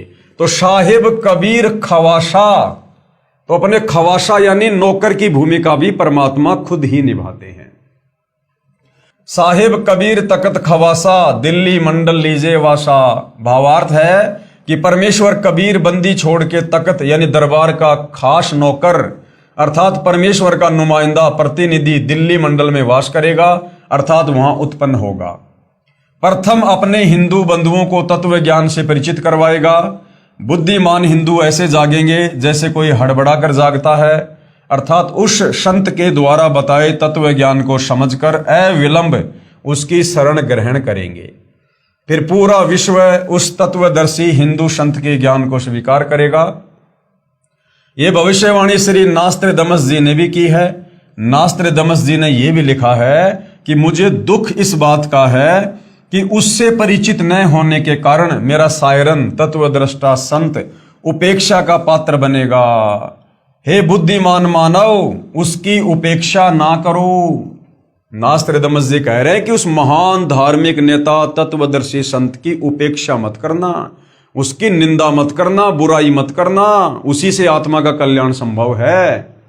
और उस तत्वदर्शी संत को कितना सम्मान देना है, कितना आदर सत्कार देना है। नास्त्रोदामस जी क्या कह रहे हैं, वह तो सिंहास नस्त करके, सिंहास नस्त यानी आसन पर बैठा कर, और आराध्य देव यानी इष्ट देव यानी अपना परमपिता परमात्मा मानकर, आराध्य देव यानी इष्ट देव रूप में मानने योग्य है।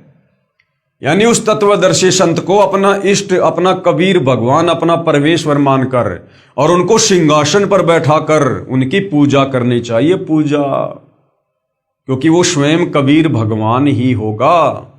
कबीर परमेश्वर जी के अलावा इस संसार में दूसरा कोई भी प्राणी, वो चाहे ब्रह्मा विष्णु महेश है, चाहे दुर्गा है, चाहे काल है, चाहे अक्षर पुरुष है, वो पूजा के योग्य नहीं है। क्योंकि जीव कभी भी अपनी पूजा नहीं करवा सकता, और ना जीव की पूजा करने से हमारी आत्मा की मुक्ति होगी। ये भले मजबूरीवश अपने आप को यहां पर भगवान साबित करके बैठे हैं, ये देवी देवता काल अक्षर पुरुष, परंतु ये वास्तव में पूजा के योग्य नहीं है। तो उस तत्वदर्शी संत को अपना आराध्य, अपना इष्ट देव मानकर यानी अपना भगवान मानकर और सिंहास नस्त करके यानी सिंहासन पर बैठाकर उनकी पूजा करनी चाहिए, उनकी आरती उतारनी चाहिए। वह हिंदू धार्मिक संत सायरन आदि पुरुष यानी पूर्ण परमात्मा का अनुयायी जगत का तारणहार है। तो भाई सतगुरु रामपाल जी स्वयं ही पूर्ण परमात्मा हैं, ये किसी के अनुयायी नहीं है, ये तो यहां पर अनुयायी बनाने के लिए आए हैं। नास्त्रोदामस जी भविष्य वक्ता ने पुस्तक पेज नंबर 41 और 42 पर 3 शब्द का उल्लेख किया है। कहा है कि वह विश्व विजेता तत्वदृष्टा संत क्रूर चंद्र अर्थात काल की दुखदायी भूमि से छुड़ाकर यानी 21 ब्रह्मांड से छुड़वाकर अपने आदि अनादि पूर्वजों के साथ यानी सतलोक में वारिस बनाएगा तथा मुक्ति दिलाएगा। यहां पर उपदेश मंत्र की ओर संकेत है कि वह सायरन केवल 3 शब्द ओम तत् सत्य ही मंत्र जाप देगा। एक विजयी ज्ञाता, ये जो 3 शब्द हैं ये नाम दीक्षा की ओर संकेत कर रहे हैं। इन 3 शब्दों के साथ मुक्ति का कोई अन्य शब्द ना चिपकाया जाए, यानी ओम तत् सत, इसके अलावा कोई चौथी बार में दीक्षा वगैरह अगर दे रहा है तो नास्त्रोदामस जी साफ साफ मना कर रहे हैं कि 3 बार की दीक्षा के अलावा कोई चौथी बार की दीक्षा यदि दे रहा है तो उस तत्वदर्शी संत को वो मान्य नहीं होगा। यही प्रमाण पवित्र ऋग्वेद मंडल 10 सूक्त 90 मंत्र 16 में, सामवेद श्लोक संख्या 822 तथा श्रीमद् भगवद गीता अध्याय 17 श्लोक 23 में है कि पूर्ण संत क्यों कौन होता है? तत्वदर्शी संत। 3 मंत्र ओम तत् सत जिनमें तत् तथा सत सांकेतिक हैं देकर पूर्ण परमात्मा आदि पुरुष की भक्ति करवाकर जीव को काल जाल से मुक्त करवाता है। फिर वह साधक की भक्ति कमाई के बल से वहां चला जाता है जहां आदि सृष्टि के अच्छे प्राणी रहते हैं, यानी सतलोक में हमारे और भाई बंधु जहां पर रह रहे हैं, जहां से ये जीव अपने पूर्वजों को छोड़कर क्रूर चंद्र यानी काल प्रभु के साथ आकर इस दुखदायी लोक में फंसकर कष्ट पर कष्ट उठा रहा है। ये क्रूर चंद्र कौन है? ये काल है। हम इसके चक्कर में क्यों फंसे, कैसे फंसे, इसके लिए हम सृष्टि रचना में भली भांति पढ़ चुके हैं। नास्त्रोदामस जी ने यह भी स्पष्ट किया है कि मध्यकाल अर्थात पिछली पीढ़ी हिंदू धर्म का आदर्श जीवन जिएंगे। सायरन यानी तत्वद्रष्टा संत अपने ज्ञान से दैवतीयमान उतंग ऊंचा स्वरूप अर्थात सर्वश्रेष्ठ शास्त्र अनुकूल भक्ति विधान फिर से बिना शर्त उजागर करवाएगा और मानवीय संस्कृति अर्थात मानव धर्म के लक्षण निर्धोक यानी निष्कपट भाव से संवारेगा। मध्या कालात हिंदू धर्माचे व हिंदूच्या आदर्शवत झालेल, यह मराठी भाषा में लिखा है। यह मराठी भाषा में पेज नंबर 42 पर लिखा है कि उपरोक्त भावार्थ है कि पिछली पीढ़ी का उद्धार सायरन करेगा, यानी पिछली पीढ़ी वाले आप और हम भक्तों का जो भक्ति पर लग जाएंगे, आजीवन मर्यादा में रहेंगे, उन भक्तों का उद्धार, उनका मोक्ष वो शायरन करेगा। ये उल्लेख पेज नंबर 42 की हिंदी लिखना रह गया था, इसलिए यहां लिख दिया है तथा स्पष्टीकरण भी दिया है। यही प्रमाण स्वयं पूर्ण परमात्मा कबीर जी ने कहा है कि धर्मदास तोहे लाख दुहाई, सार ज्ञान कहीं बार न जाई, सार नाम बाहर जो परही, बिचली पीढ़ी हंस नहीं तरही, सार ज्ञान तब तक छुपाई, जब तक द्वादश पंथ ना मिट जाई।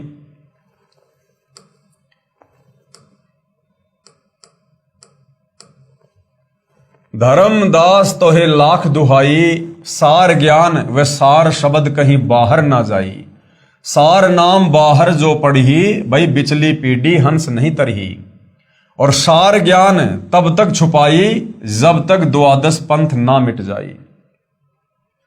जैसे ईस्वी सन 1947 में भारतवर्ष अंग्रेजों से मुक्त हुआ, उससे पहले हिंदुस्तान में शिक्षा नहीं थी। यानी सन 1947 में भारत देश के आजाद होने से पहले जो शिक्षा थी, जो पढ़ाई लिखाई थी, वो केवल चंद व्यक्तियों तक ही सीमित थी। आम व्यक्ति को नहीं पढ़ने दिया जाता था, आम व्यक्तियों को पढ़ने का अधिकार नहीं था। केवल ये जो धर्मगुरु थे, जो ब्राह्मण समाज था, यही लोग पढ़ा करते थे। लेकिन सन 1951 में सतगुरु रामपाल जी महाराज को परमेश्वर कबीर जी ने पृथ्वी पर भेजा। अब बार बार संकेत करने की आवश्यकता नहीं पड़नी चाहिए, आप सबको पता है कि सतगुरु रामपाल जी स्वयं सतलोक से चलकर आए हैं या इनको किसी ने भेजा है। सन 1951 में सतगुरु रामपाल जी महाराज स्वयं सतलोक से चलकर पृथ्वी पर प्रकट हुए। सन 1947 से पहले कलयुग की प्रथम पीढ़ी जाने तथा 1947 से बिचली पीढ़ी प्रारंभ हुई है। सन 1947 से पहले कलयुग की प्रथम पीढ़ी और सन 1947 के बाद कलयुग की दूसरी पीढ़ी शुरू होती है। यानी जैसे ही सतगुरु रामपाल जी 8 सितंबर 1951 को धरती पर प्रकट होते हैं, उसी दिन कलयुग की दूसरी पीढ़ी शुरू हो जाती है और यह 1000 वर्ष तक सत्य भक्ति करेगी। इस दौरान जो पूर्ण निश्चय के साथ भक्ति करेगा वह सतलोक चला जाएगा।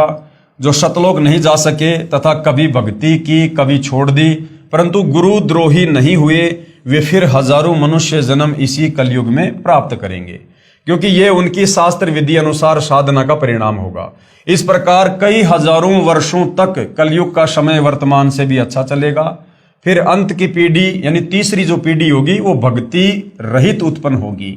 उस समय भक्ति का नामो निशान खत्म हो जाएगा, क्योंकि शुभ कमाई जो भक्ति युग में की है वर्तमान में वह बार बार जन्म प्राप्त करके खर्च यानी समाप्त कर दी जाएगी। इस प्रकार कलयुग के अंत की पीढ़ी कृतघ्नी होगी, वे भक्ति नहीं कर सकेंगी। इसलिए कहा है कि अब कलयुग की बिचली पीढ़ी चल रही है। 1947 से सन 2006 से वह सायरन यानी धार्मिक नेता, तत्वदर्शी संत सभी के समक्ष प्रकट हो चुका है। वह है सतगुरु रामपाल जी महाराज। उपरोक्त ज्ञान जो बिचली पीढ़ी व प्रथम तथा अंतिम पीढ़ी वाला सतगुरु रामपाल जी महाराज अपने प्रवचनों में वर्षों से बताते आ रहे हैं, जो अब नास्त्रदमस जी की भविष्यवाणी ने भी स्पष्ट कर दिया है। इसलिए संत गरीबदास जी महाराज ने कहा है कि कबीर परमेश्वर की भक्ति पूर्ण संत से उपदेश लेकर करो, नहीं तो ये अवसर फिर हाथ नहीं आएगा। गरीब समझा है तो सिर धर पाओ, बहुर नहीं रे ऐसा दाव।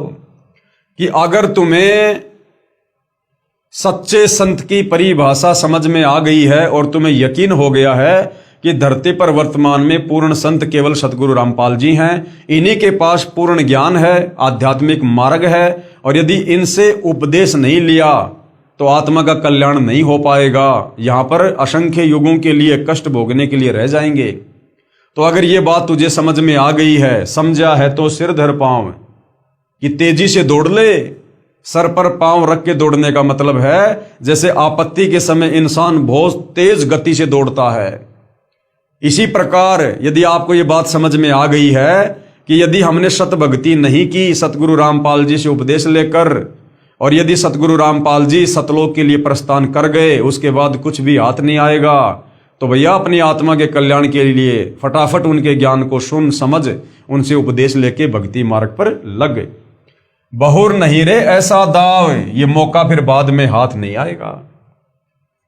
भावार्थ है कि यदि आप तत्व ज्ञान को समझ गए हैं तो सिर पर पैर रख अर्थात अति शीघ्रता से तत्वदर्शी संत रामपाल जी महाराज से उपदेश लेकर अपना कल्याण करवाओ। यह सुअवसर फिर प्राप्त नहीं होगा। जैसे ये पिछली पीढ़ी यानी मध्य काल वाला समय और आपका मानव शरीर तथा तत्वदृष्टा संत प्रकट है। यदि अब भी भक्ति मार्ग पर नहीं लगोगे तो उसके विषय में कहा है, ये संसार समझदा नाही कहंदा शाम दोपहरे नू, और गरीब दास ये वक्त जात है फिर रोगे इस पहरे नू। इस समय को फिर कुत्ते बनकर ऊपर मुंह करके रात्रि में रोया करोगे। भावार्थ है कि संत गरीबदास जी महाराज कह रहे हैं कि ये भोला संसार शास्त्र विधि रहित साधना कर रहा है जो अति दुखदायी है। यानी हमारे धर्म ग्रंथों के विरुद्ध यदि हम नाम जाप करेंगे, भक्ति करेंगे, कर्म धर्म करेंगे तो उससे हमें दुख मिलेगा। हमारे कर्म नहीं कट सकते, मोक्ष नहीं होगा। इसी को सुखदायी कह रहा है। जैसे जून महीने दोपहर दिन के 12 बजे में धूप में खड़ा जल रहा है, उसी को सांझ बता रहा है, यानी ठंडा मौसम बता रहा है। जैसे कोई शराबी व्यक्ति शराब पीकर सड़क पर पड़ा है और उससे कोई कहे कि आप दोपहर की धूप में क्यों जल रहे हो, छाया में चलो, वह शराबी शराब के नशे में कहता है कि नहीं, ये तो सांझ है, कौन कहता है कि दोपहर है।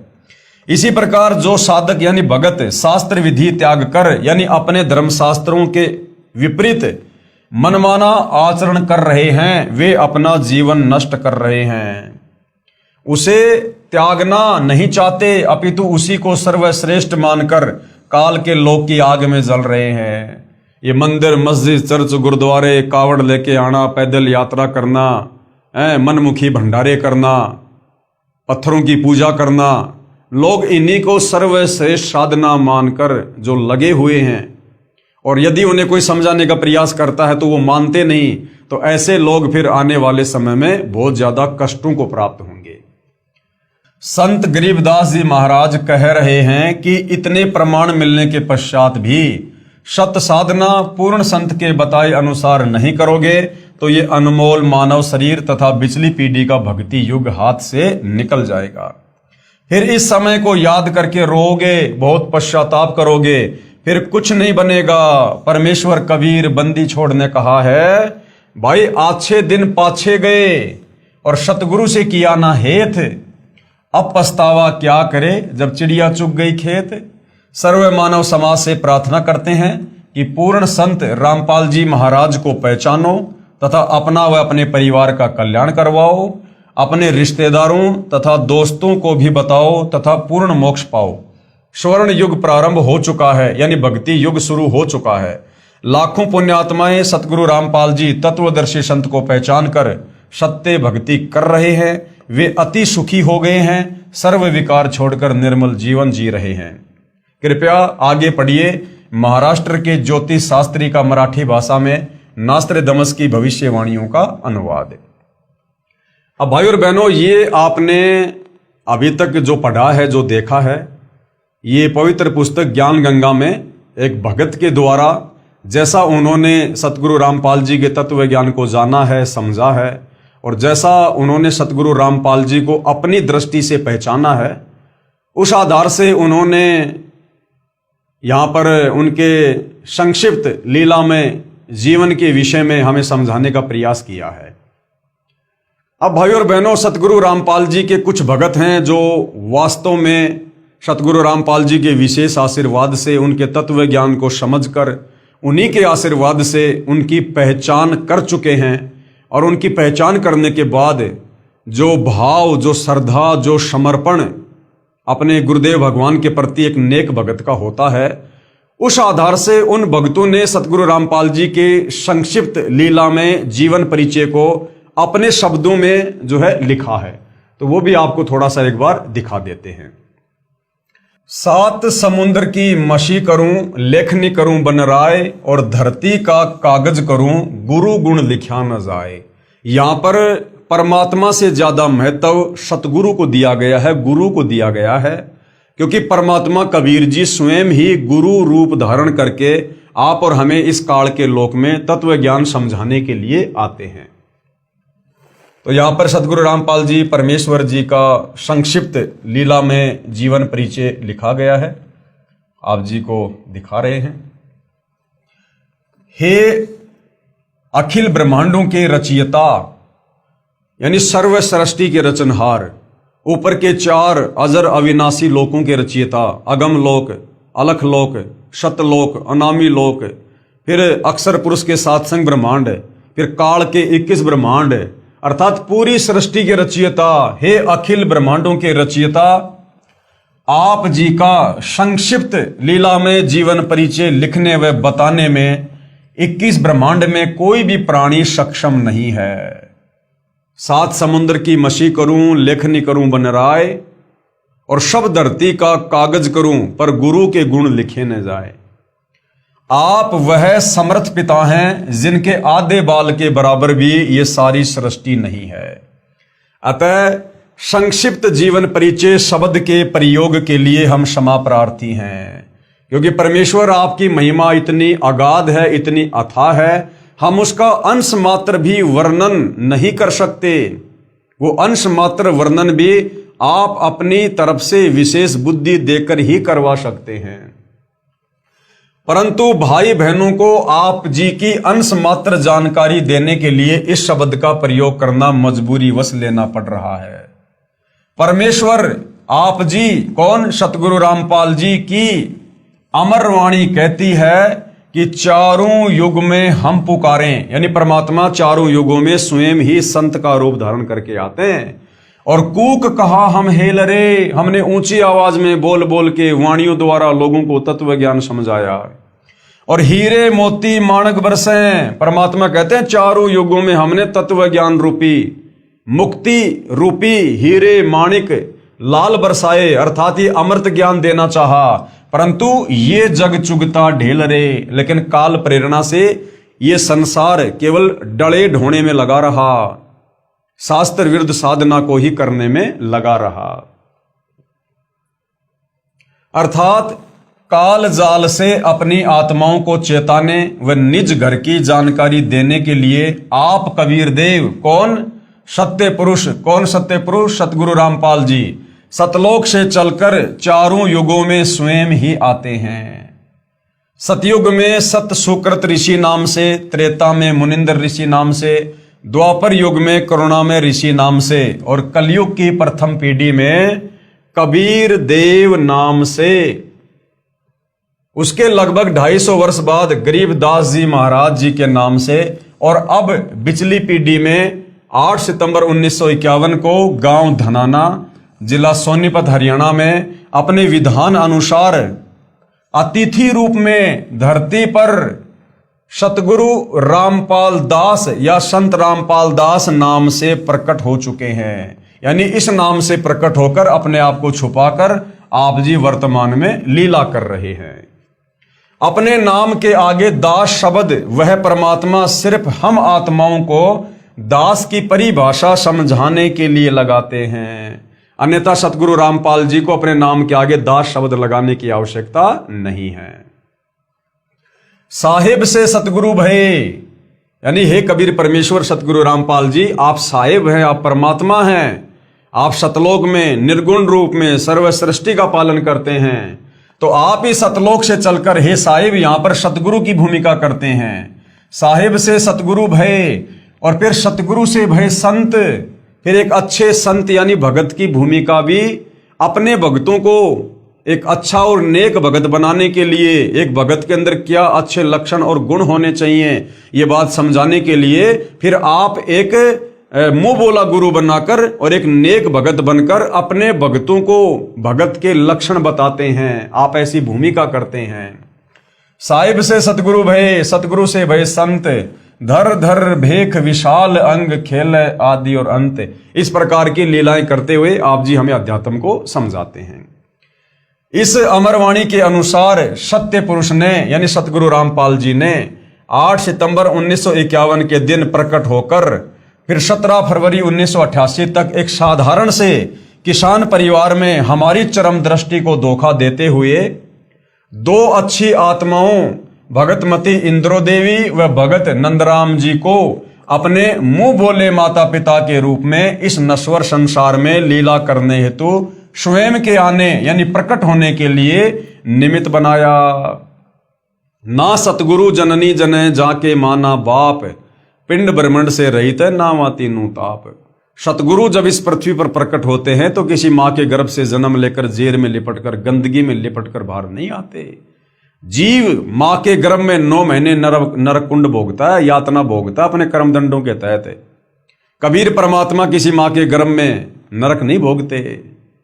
तो ये परमात्मा केवल इस प्रकार की सांसारिक दिखावे में लीला करते हैं, एक मुंह बोला पिता एक मुंह बोली माता बनाते हैं और इस प्रकार से परमेश्वर धरती पर प्रकट होकर हमारी चरम दृष्टि को धोखा देते हुए फिर आगे चलकर सतगुरु की भूमिका करते हैं, हम तक ये ज्ञान पहुंचाते हैं। 17 फरवरी 1988 को ठीक उसी तरह कबीर सागर में लिपिबद्ध अपनी वाणी के अनुसार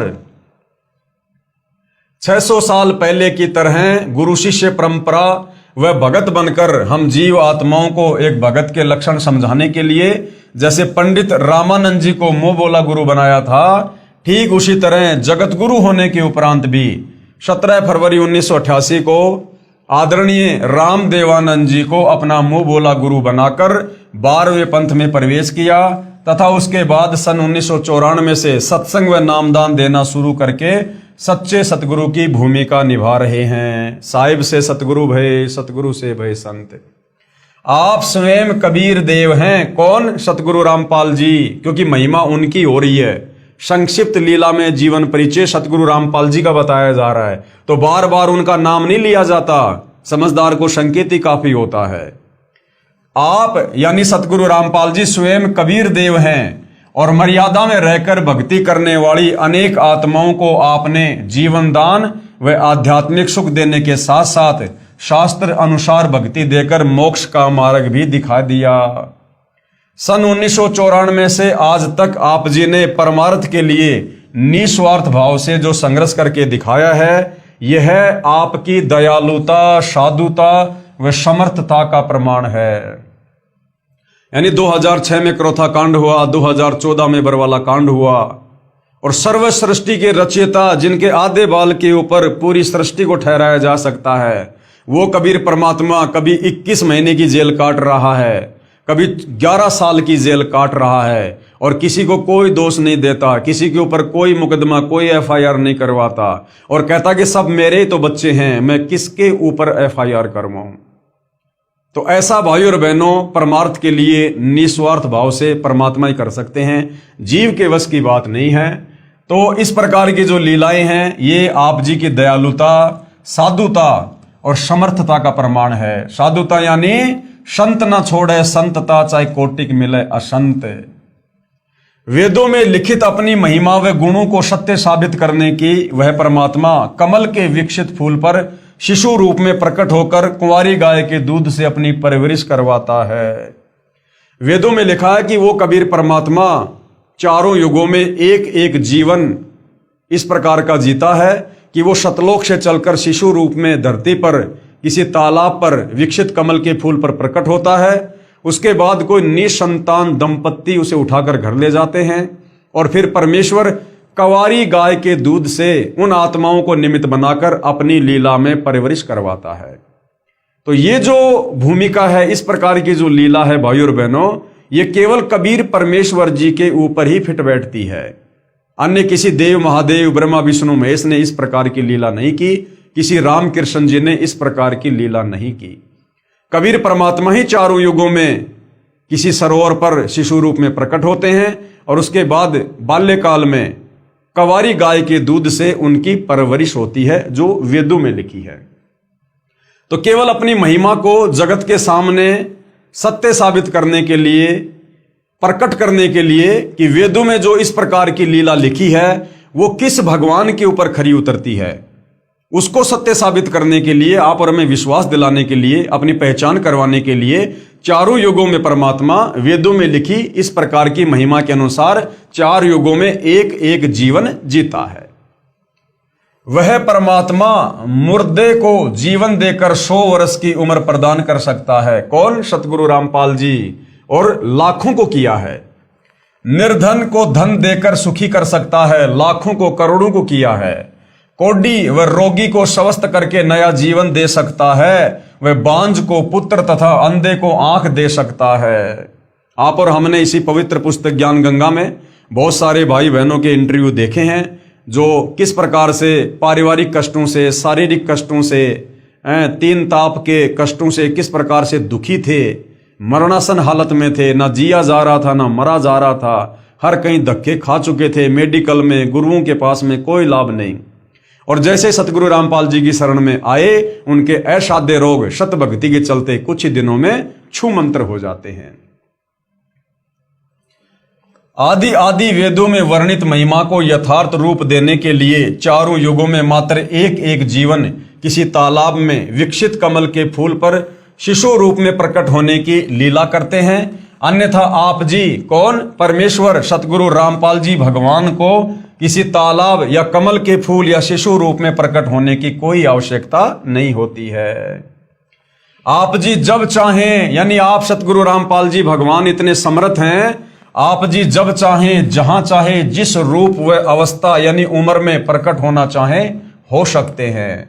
जैसे नानक जी को बेई नदी पर व धर्मदास जी को मथुरा में जिंदा महात्मा के रूप में प्रकट होकर ज्ञान समझाया।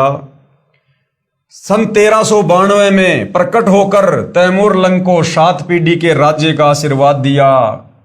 जबकि कबीर परमात्मा कलयुग की प्रथम पीढ़ी में आज से 650 साल पहले सन 1398 में कमल के फूल पर शिशु रूप में प्रकट हुए थे। लेकिन उससे 6 साल पहले कबीर परमात्मा आए 1398 में, और 1398 से पहले 1392 में कबीर परमात्मा सतलोक से चलकर तैमूर लंग को मिले और तैमूर लंग की एक रोटी खाकर 7 पीढ़ी का राज्य दिया। तो ये कबीर परमात्मा कमल के फूल पर शिशु रूप में केवल वेदों में लिखी अपनी महिमा को सत्य साबित करने के लिए प्रत्येक युग में एक एक जीवन जीते हैं। अन्यथा इनको आवश्यकता नहीं है। ये तो जब चाहें, जैसे चाहें, जिस रूप में, जहां चाहें, कभी भी प्रकट हो सकते हैं। कितनी बार ये प्रकट हो सकते हैं? लगभग 300 वर्ष पहले आदरणीय गरीबदास जी महाराज जी के रूप में प्रकट होकर सतग्रंथ साहिब की रचना की तथा छुडानी गांव में गंगा जी को प्रकट करने तक की अद्भुत लीला की। लगभग 60-65 वर्ष तक छुडानी से निर्वाण होने के बाद 35 वर्ष तक उसी रूप में सहारनपुर उत्तर प्रदेश में अपने प्रिय भगत भूमड़दास सैनी के बाग में रहने की लीला की। और आज साक्षात अपने वास्तविक सतलोकीय स्वरूप में सतगुरु रामपाल जी के नाम से 8 सितंबर 1951 से हम सब के समक्ष प्रकट हैं।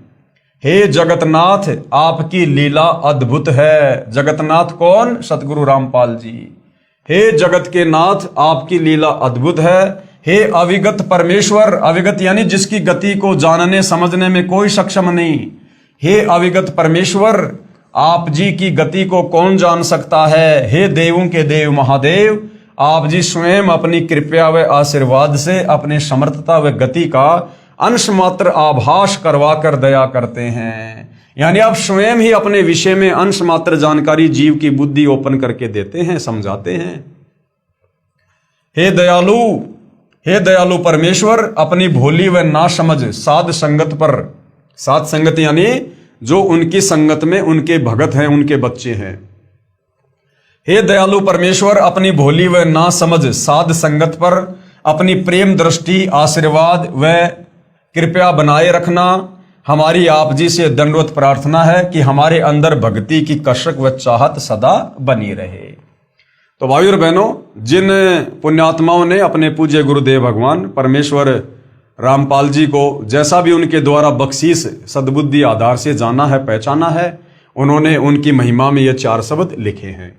हे प्रभु, यानी हे प्रभु सतगुरु रामपाल जी, इतनी दृढ़ता भी देना चाहे ब्रह्मा विष्णु महेश या काल या दुर्गा भी हमें आपकी सत भक्ति से विचलित करना चाहे तो भी हम डगमग ना हों। मन चाहता है इस तुच्छ जिव्या से ऐसे ही आपकी महिमा का बखान करते रहें, लेकिन आप अंतर्यामी की महिमा का बखान करने में हम जीव पूर्णतया सक्षम नहीं हैं। तो भाइयों और बहनों, परमेश्वर रामपाल जी के आशीर्वाद से और इस पवित्र पुस्तक ज्ञान गंगा में उनके संक्षिप्त लीला में जीवन परिचय को आप और हमने पढ़ा, सुना, समझा। इस पूर्ण ब्रह्म परमेश्वर कबीर देव सारी सृष्टि के मालिक की महिमा को सुनने से या समझाने से, बताने से आप और हमारे ढेरों पुण्य बनते हैं। आप और हम इतने ढेर सारे भक्ति धन के भागी बनते हैं। कबीर परमात्मा अपनी वाणी में कहते हैं कि हरि सेवा युग चार है, गुरु सेवा पल एक, तासु पटंतर ना तुले, संतन किया विवेक। और सत्संग की आदि घड़ी तप के वर्ष हजार, तो भी बराबर ना तुले, सतगुरु कहें विचार, यानी संतन किया विचार। तो भाइयों और बहनों, ये कबीर परमेश्वर सतगुरु रामपाल जी, इनकी महिमा का बखान करना, इनकी महिमा करना, ये सत्संग के अंतर्गत ही आती है। सुनने वाले के भी पुण्य बनते हैं और सुनाने वाले के भी पुण्य बनते हैं। एक ने कही दूजे ने मानी, कहे कबीर वो दोनों ज्ञानी। तो भाइयों और बहनों, सतगुरु रामपाल जी परमेश्वर जी के विषय में इतनी सारी महिमा, इतने सारे प्रमाण, ये आपको सिर्फ और सिर्फ इसलिए बताए जा रहे हैं ताकि आप जी को विश्वास हो सके और आप जी इस मनुष्य जन्म को उनसे उपदेश प्राप्त करके उनके द्वारा बताई गई भक्ति को आजीवन मर्यादा में रहकर सफल करके अपनी आत्मा का कल्याण करवा सके। अन्यथा भाइयों और बहनों, हमें तो उनके आशीर्वाद से उनकी महिमा के विषय में जितना ज्ञान हो पाया है वो हो ही चुका है और हम तो उनसे उपदेश लेकर अपनी आत्मा के कल्याण में आगे बढ़ ही रहे हैं। लेकिन हमारा फर्ज बनता है आप संसार के अन्य भक्ति मार्ग से भटके हुए भाई बहनों को परमेश्वर के विषय में और सत भक्ति मार्ग के विषय में जानकारी देना। अब आगे इस जानकारी को लेना ना लेना, भक्ति मार्ग पे लगना ना लगना, ये भाई और बहनों आपके अपने भाग और संस्कार के ऊपर निर्भर करेगा। सकल पदार्थ है जगमाही, कर्महीन नर पावत नाही। यदि आपके भाग फूटे पड़े हैं, आपके कर्म माड़े हैं, तो भाई और बहनों आंखों के सामने परमेश्वर होते हुए भी आप उनको नहीं पहचान पाओगे और परमेश्वर की दयालुता का फायदा उनसे उपदेश लेकर नहीं उठा पाओगे। और यदि आप परमेश्वर की अच्छी आत्मा है, आपके संस्कार अच्छे हैं, तो कहते हैं ज्ञान का और घाम का चमका सा होता है। आप तुरंत समझ जाओगे और तुरंत अपनी आत्मा के कल्याण की कोशिश में नाम उपदेश लेकर लग जाओगे। तो भाइयों और बहनों, हम इसी प्रकार से परमेश्वर जी की महिमा आप जियों तक पहुंचाते रहेंगे। और आज के इस पवित्र पुस्तक ज्ञान गंगा पर बन रहे वीडियो में केवल इतना ही। कल फिर परमेश्वर की महिमा में हाजिर होंगे। तब तक पूज्य गुरुदेव भगवान हम सबको आज्ञा दे, आशीर्वाद दे, सद्बुद्धि दे। बंदी छोड़ सतगुरु रामपाल जी परमेश्वर जी की जय हो।